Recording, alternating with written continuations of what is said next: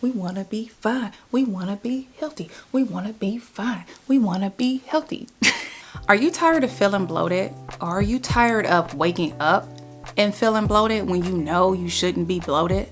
If so, this video is for you. In this video, I'm going to give you different ways I reduce my bloating. I noticed that bloating shifts the scale like most for me, and it's where I see the most fluctuation in my body weight. When I do the things that I'm about to list in this video, I notice that I am my most leanest. So now let's get into it.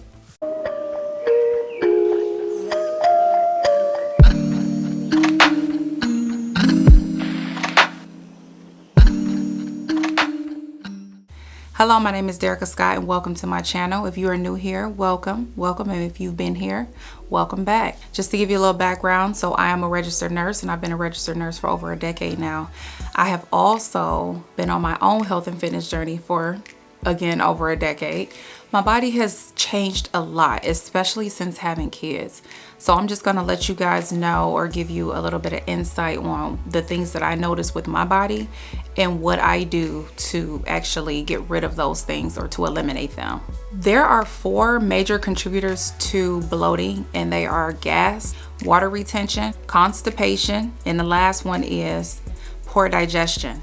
The first thing that I want to talk about, or my first tip, is walking. I'm sorry, y'all. I know it sounds crazy because I keep bringing up the same tips, but it's just because they're beneficial for multiple different things. And you may be familiar with walking, but I might have not spoken on how it can help with this particular thing that I'm making a video about. So walking, and let me tell you why. Walking has a lot of benefits. It's not just walking. We could say walking, yoga, just kind of moving your body. You're allowing or you're helping your body to move some of that gas through your intestines. And then you're also helping with digestion. Walking after meals help with digestion.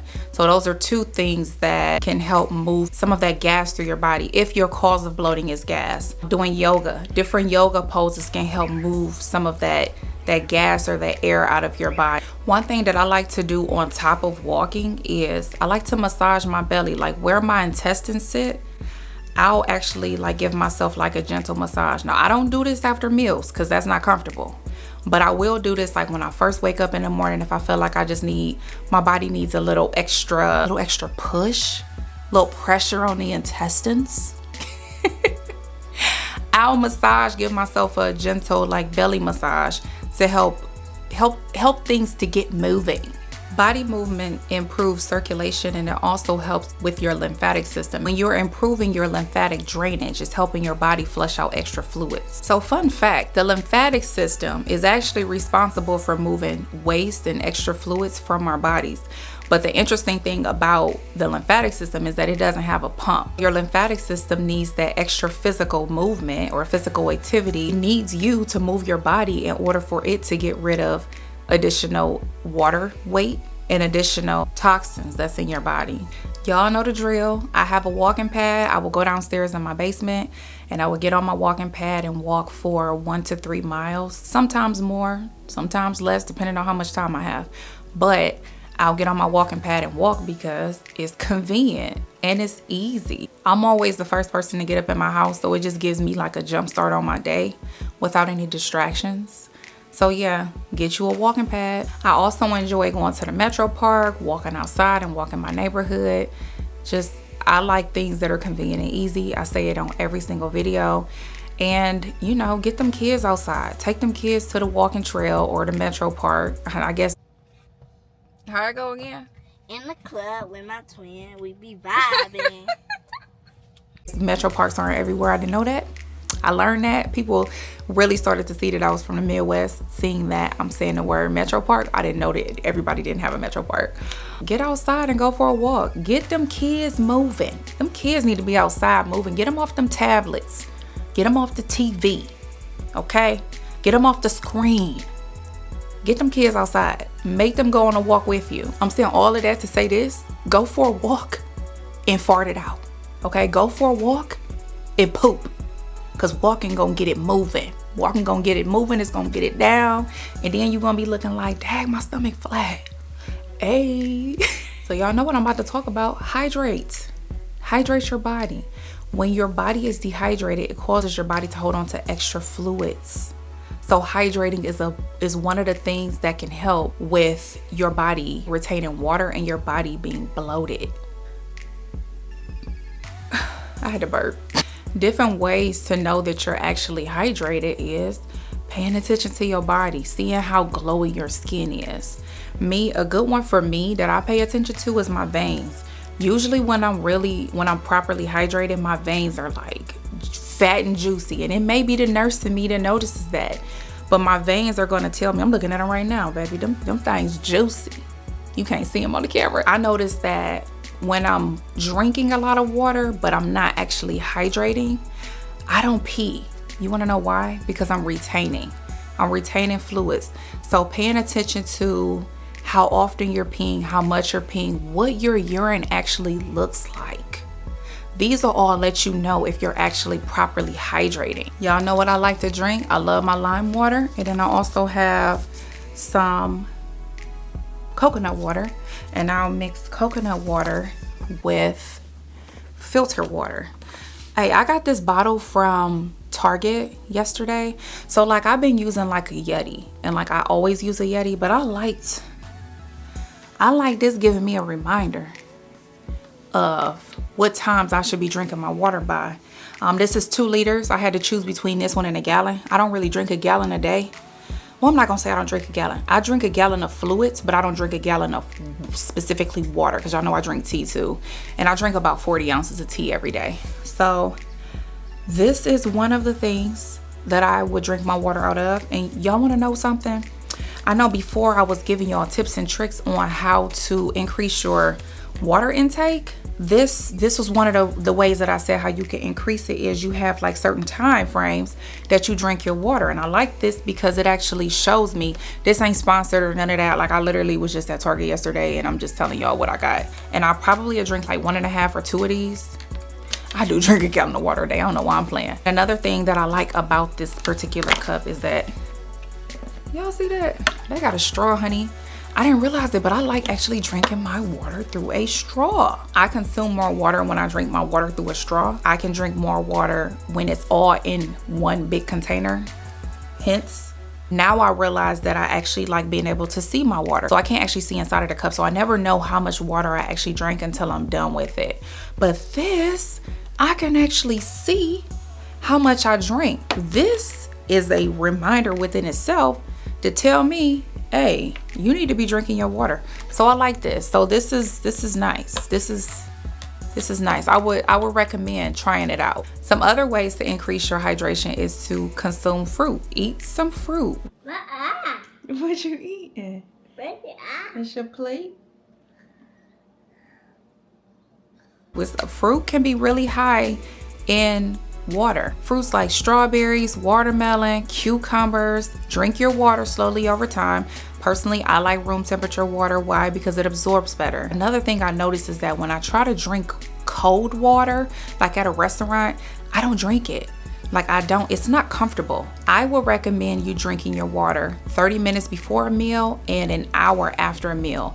I wouldn't drink my water with the meal. Water can dilute the stomach acids, slows digestion. You need your stomach acid in order for your food to digest. So that actually affects your digestion, which can cause bloating. So if you're eating carbohydrates and then you're also drinking water with the carbs, because carbs hold water, that can also cause you to be bloated. Drinking water can help flush your system out. It can help you poop. Drink your water. How frequently are y'all having bowel movements? Like you might just need to poop. That could be the cause of your bloating. Avoid carbonated drinks. Why? Because as we know, carbonated drinks can cause bloating. It can cause gas. This isn't common to talk about, but it causes bloating for me. And this may be a bad habit from me being a nurse. Don't hold your bladder. Honey, every time I hold my bladder, I call it my pee baby, because I do not recommend. Don't hold your bladder. When I hold my bladder, it causes my belly to bulge. While you're hydrating, I do not recommend drinking your water too closely to bedtime, because we also believe in sleep. I'm a sleep advocate over here, and you don't want to be getting up throughout the night, waking up and interrupting your sleep cycle just because you gotta pee. Aim for drinking your water when you first wake up in the morning, and then throughout the day drink your water, and closer to bedtime, I say maybe a couple hours before bedtime, make that the end time. So when we speak about bloating, we're also speaking about inflammation, because inflammation can cause bloating. So my next tip is to avoid grains. Not 100%, but I will say it made a very big difference in my body. Actually, it's what caused my body to go from 180 pounds to 161 pounds easily, unintentionally. I still eat carbohydrates, but I'm not really fooling with the grains, and I'm about to tell you why. Again, this, what I say is not set in stone. It's not 100%, but I'm just letting y'all know what my experience is. Depending on a person, sometimes grains can be harder to digest. Grains can contain gluten. So I'm not saying 100% cut out grains, but what I'm saying is try eliminating them and see how your gut and how your body feels. The one reason why I avoid grains, or that I learned about when it comes to grains, is that farms spray glyphosate on grain. Glyphosate is an herbicide which is mostly found in wheats and mostly found in oats. And glyphosate is responsible for drying and speeding up the ripening of the grains. Like, it's a lot of conversation or a lot of information that's coming out about glyphosate, so I'm not gonna go in super detail if you're interested in learning about these things.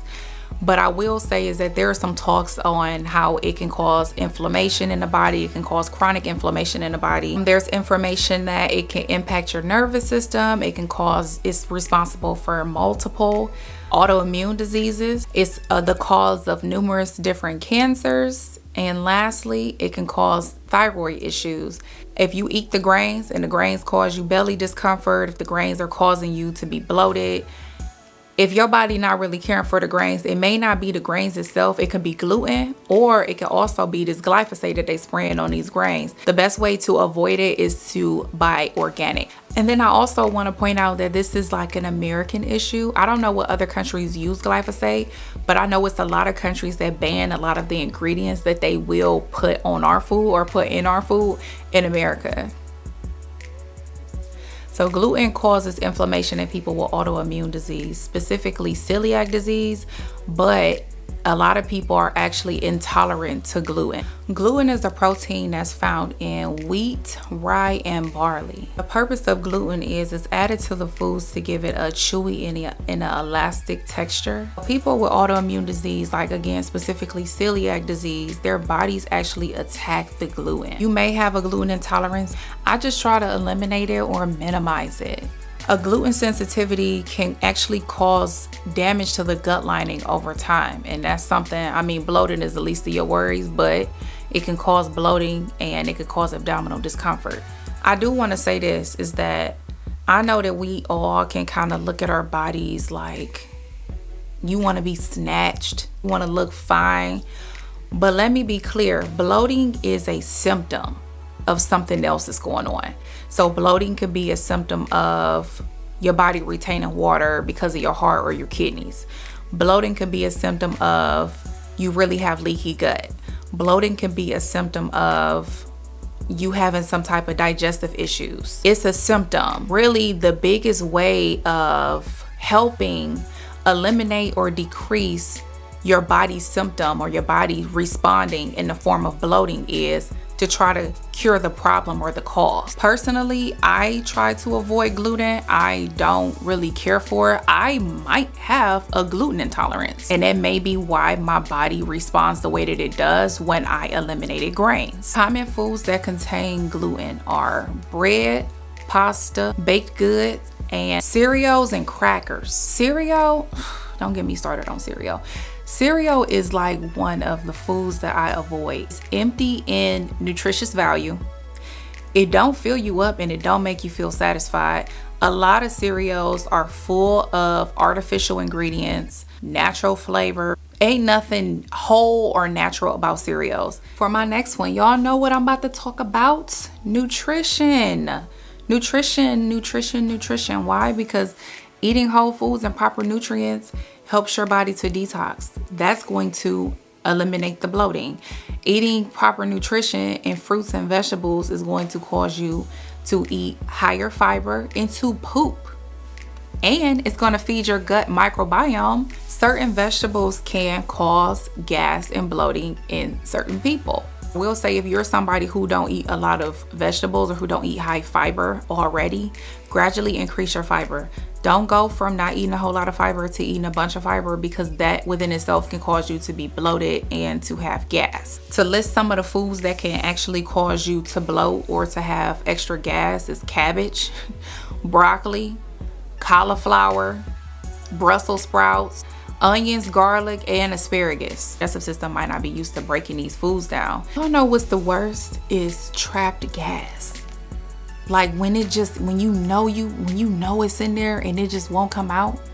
That's what cabbage could do to me. Causes me to have some trapped gas. Cooking some of your vegetables can help decrease bloating. It can help break down some of the fiber to help your body actually digest the foods easier. Lentils and beans can cause bloating as well. Portion your meals. Thoroughly chew your food, because that can cause bloating because you're giving your digestive system more work to do. Chew your food slowly, because it takes the brain about 20 minutes to catch up with the fact that you're full. So it's really easy to overeat if you eating your foods too quickly. Avoid dairy, period, but especially if you're lactose intolerant. Lactose is a sugar that's found in milk, and our bodies need the enzyme lactase to actually digest the lactose. So if you're someone who body don't produce enough lactase to actually digest lactose, then that can cause gas, bloating, stomach, belly discomfort, all of the above. So one thing I recommend is maybe trying the elimination diet, where you can do it one or two ways. You can either eliminate a lot of things out of your diet and then slowly reintroduce those things and see if you notice a difference in how your body feels.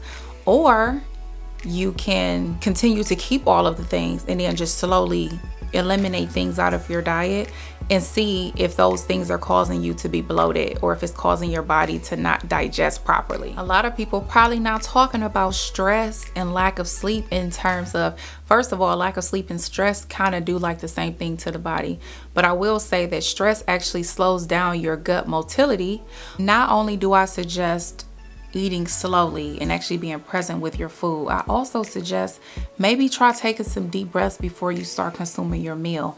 Like, I don't know about y'all, but I don't like eating when I'm upset. Me eating while I'm upset, I'm not even present with what meal it is that I have in front of me. So maybe take a minute, step away, take a second, regroup yourself, take some deep breaths, do a couple stretches, and then come back to the plate.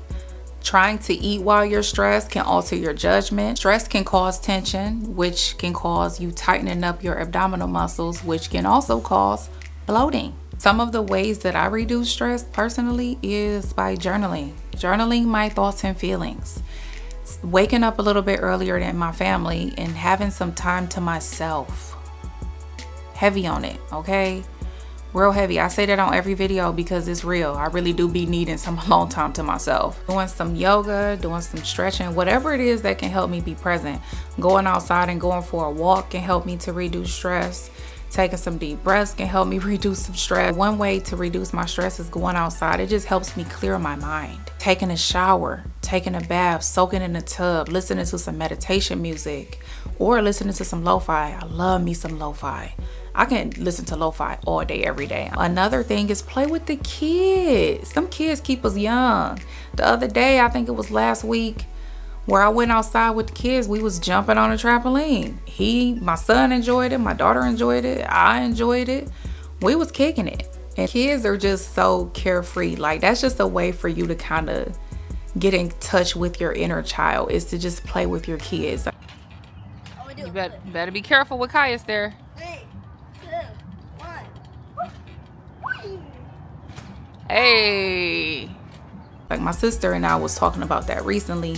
Is how sometimes you just need your kids. As soon as you start playing with your kids, it's very carefree. My sister mentioned how she like having game nights with her family.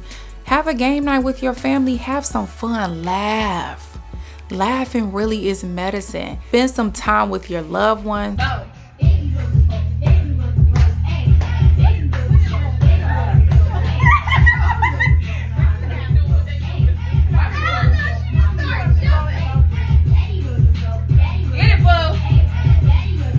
all of these things can eliminate stress. Sometimes you just need to get outside and run around with these kids. Eliminating and decreasing your stress, and you moving your gut and your lymphatic system and whatever else. Like, I can name a list of things that you're touching on just by going outside and running around and playing with your kids. For better sleep, y'all, make your bed. I don't know about y'all, but it does something to my soul when I'm getting inside of a freshly made bed and it's cold.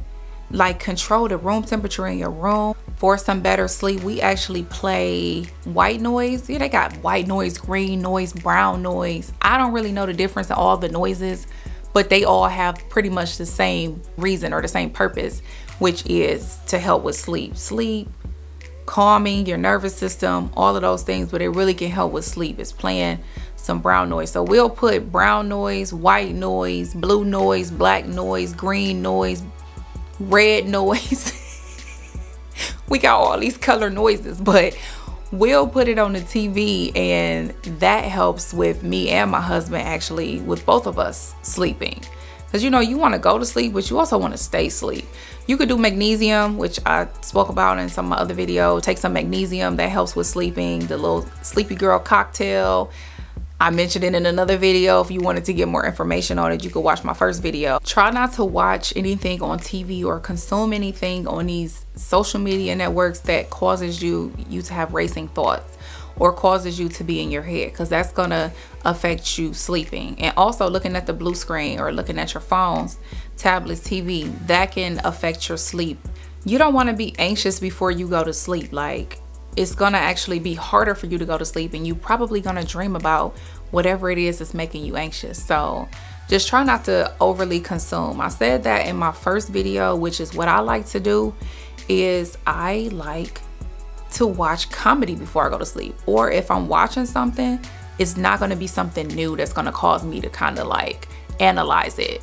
It's gonna be something that I already watched before. But again, laugh before you go to bed. Reading before bed is another way to calm your nervous system and prepare you for sleep. Stretching, doing some yoga, deep breaths, meditation before bed, shower. Having a whole sleep hygiene can help prepare and prep your body for bed. Not sleeping has the same effects on your body and on your digestive system and on the bloating. It's the same as stress, so it slows down digestion. I want to know, is there anything in particular that you guys would like for me to talk about, or you want me to go in detail about? I was considering doing a Q&A, and then I was also considering doing some vlog-like content. Would you guys be interested in vlog-like content? There are some things that I do as far as wellness related that I do, and that I can kind of bring you guys with me on some of these things. Some of those things, to name a few, is like the flow spa. I get acupuncture once a month. I get cupping. I go to the chiropractor, spa sometimes, depending on how the pockets want to feel. There are some things that I can bring you guys into my life. So if you guys want some vlog type of content, drop down. Tell me about what you would like to see in the comments, and I will deliver. See y'all again soon.